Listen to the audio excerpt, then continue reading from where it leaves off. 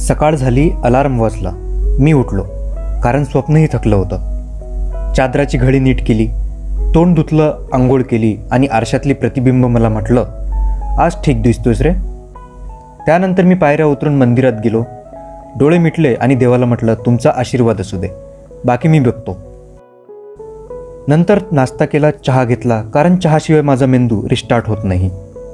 तेवढ्यातच माझा मित्र आला आणि नंतर मी किचनमध्ये जाऊन बघतो तर काय बघतोय, कुकर भाजीला बघून शिट्ट्या मारत होती. नंतर जेवण झाल्यावर मी थोडंसं ज्यूस वगैरे पिलं आणि फिट असल्याचा थोडा भास केला. त्यानंतर मी लायब्ररीमध्ये गेलो, पुस्तक उघडलं आणि एक झोपेवर खूप मोठा थिसिस लिहून परत आलो. म्हटलं थोडासा आराम करावा, कारण आजपासून नाईट शिफ्ट सुरू होणार आहे आणि आजपासून तुम्ही पण माझ्यासोबत जागे राहाल हीच मी देवाला प्रार्थना केली. तुम्हाला माझा पहिला व्लॉग आवडला किंवा नसेल आवडला तरीसुद्धा लाईक करा, शेअर करा आणि फॉलो करा.